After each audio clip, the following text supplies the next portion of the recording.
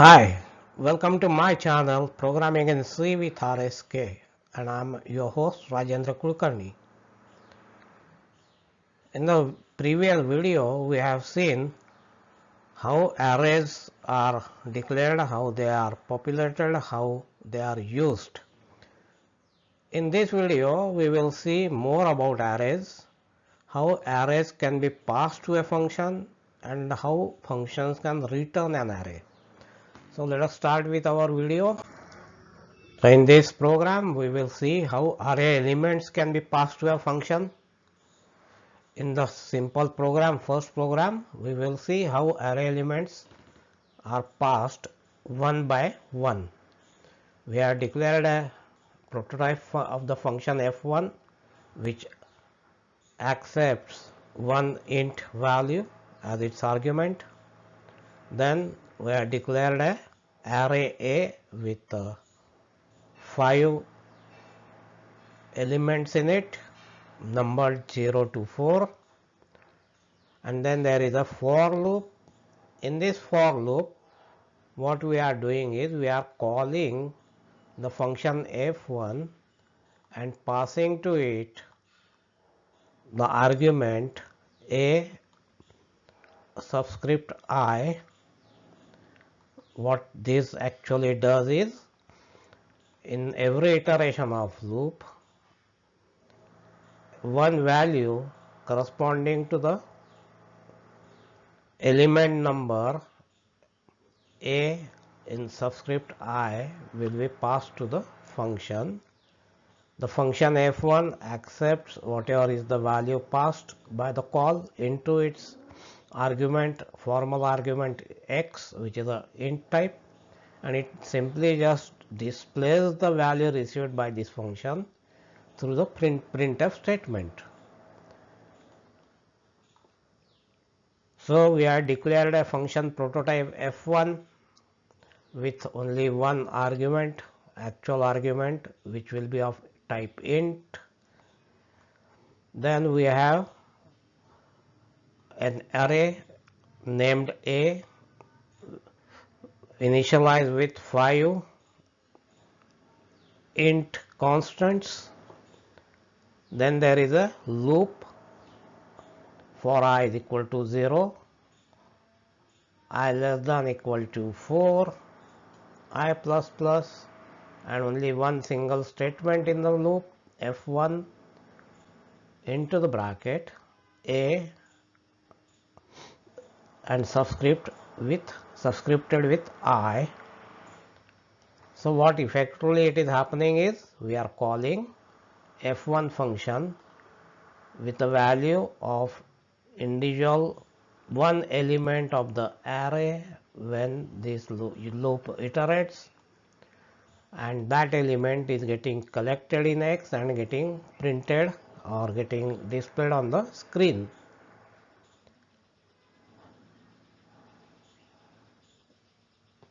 Function calls are made as many times as there are elements in the array. That is the main crux of the situation. Can we pass entire array to a function? Definitely we can do it, but we have to do it using a pointer. So void f3 int star int is the data type of the arguments, actual arguments of function f3. This function returns nothing. We pass one int star, means one int pointer, and one int constant to this function. We have declared again an array A5 with 5 elements as its dimension and initialize the array with values 1, 2, 3, 4, 5. And now instead of employing a loop, we are calling the function f3 and passing the address, base address, or the address of 0th element of the array through this expression or statement ampersand A in the subscript 0, comma and 5. What this 5 indicates? This 5 indicates the dimension of the array, the address of which we are passing through function f3. Then we are also employing another way of passing the array address to a function, f3 into the bracket a comma 5. We are not using subscript notation here, just the name of the array. As we know, name of the array itself is a pointer to its base address or the 0th element. So this a will also cause passing of 0th element of array a to the function. In the function we need a pointer of type int to collect or to collect the pointer which has been passed to the function first through ampersand a and then through a. And every time what we are doing, we are passing the number of elements the array has, which will be collected in j. Then what we are doing is we are printing, or we are outputting, or we are displaying the addresses received by this function, by this array in pointer k. Then in the next printf statement we have employed a loop, and we will be displaying the values of array elements using the pointer k, to which the address of 0th element of the array has been passed. So the output with this call to a function f3 into the bracket ampersand a and subscript 0 comma 5, we are sending an address of 0th element, which is 65516, and the values accessed in the function using the pointer assigned to a int pointer k is being accessed. In the second call to the function, we are doing the same thing, but instead of ampersand a subscript 0, we have just mentioned the name of the array a, so that since the array a name of the array itself is a pointer to its 0th element, this a, passing of a, will actually pass address of 0th element of the array a, which will be collected again in the pointer k of the function f3, and we get the address and again the values of the array a being output or being displayed by this printf statement in the loop for loop, which we have coded for the purpose. We have made two calls to the function f3. In both the calls we are sending the address of the 0th element, only the way we are passing the address is different. Array a with dimensions 5, function call by sending address of first element with the ampersand a and subscript 0 as its value, as its argument. Then name of array is a pointer to the first element. So in the second, if the call to the f3, we are doing the same thing, passing the address of the 0th element of the array, but just by writing the name of the function, or name of the array. So int star k collects the address of first element of array, and through that address, using the indirection operator star, we display the values of 5 elements of the array using the printf. Now when we have seen that we can pass values to the to arrays to the function, then there is a possibility, or is there any way, or is there any method where the function returns an array. Friends, we know that function can return only one value, but using an array we can make the function to return number of values when that array's address is returned to the calling function. Let us see a program. We have declared a function having a return value of float star. So what this function trigno does, it returns a pointer of data type float. Then into the arguments list we have int star, a int pointer will be passing, and one int value we will be passing. We have declared a float pointer star ptr, and there is an array of ints named angles underscore d, which is equal to assigned with value of 15, 30, 45, 60, 90. Actually this array is the array of angles expressed in degrees, which we want to assign to this angles d array. Then we call the function, ptr is equal to trigno into the bracket angles underscore d comma 5.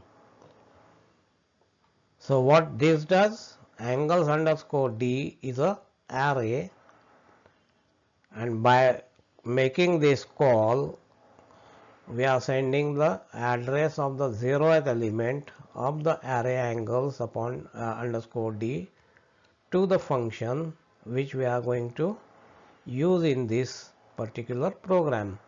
And this second parameter of the argument show that there are 5 numbers of data which will be passed, which this angles d array has, or the dimension of the angles d array is 5.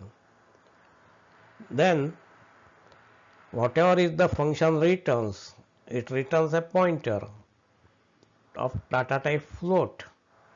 By using that pointer, what we are doing is displaying the values that has been returned in the form of pointer to another array which must have been declared in the function definition, and that array, that pointer to that array is used to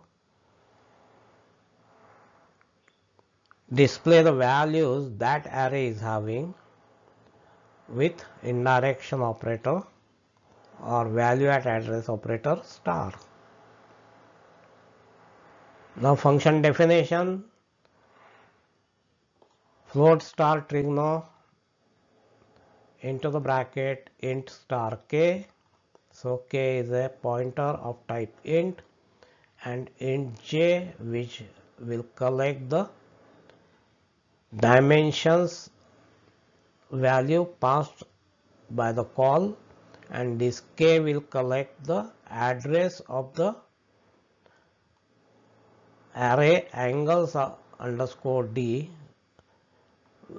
passed by this call.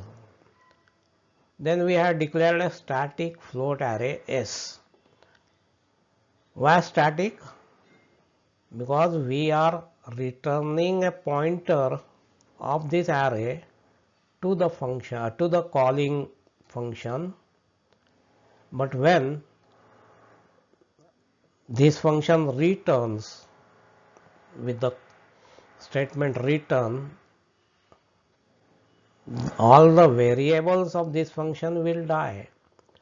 But since we are collecting some information in the array S which we need to use in our calling function, that is the main in this program, that those values should remain live. In short, S array should not die with the function when the function returns. That is why we have declared it static. And in this function, through this for loop, what we are doing is we are getting the sign of the angles which are mentioned, or which is the data of the angles underscore D array, that we will take one by one. It will be converted into radians, and the sign of that angle will be collected in the array S in its elements. Then what we done is return S.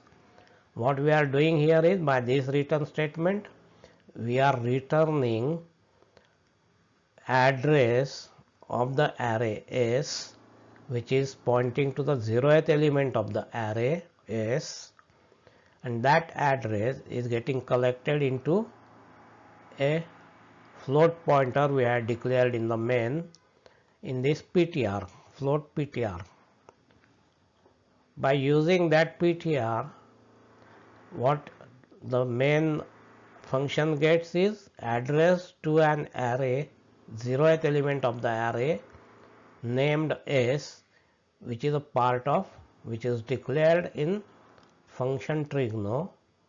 But since it has been declared a static array, that array will not die when the function returns back to the main. So this is the output I am getting from the execution of this function or this program. Sine of angle 0.258819 to angle 90, which will be 1. mat.h file has the is to be included, as it contains the prototype for function sine, sin, function sine. So in this way we are returning an array to the calling function by passing or by returning the address of that array's 0th element. What we have achieved by doing this is, even though we have used only one return type, only one data in the return, which is binding on us by the as the function can return only one value, we have returned pointer to an array, and using that pointer to extract the values of that array in the function which has been saved or which is available even when the function returns, because the array has been declared as static array. So this is the prototype of the function that returns a float pointer. Then we are passing int pointer to this function. Pointer variable to collect return pointer by the function. Function call. Accessing values returned through the pointer in the main. Array is being populated with sign of angles received from main. So this is how we can use arrays for returning multiple values from the function, and how we can pass array to a function. Please visit and subscribe to my YouTube channel. I have uploaded more than 25 videos explaining various features of C. Upcoming videos, a lot of important and very advanced videos now. What is preprocessor, what are graphics, what are storage classes, strings, 2D and 3D arrays, array of pointers, functions returning multiple data types, structures, files, and many more. Please subscribe to my channel and share the video, like the video, and your comments are all very much welcome. Thanks for watching.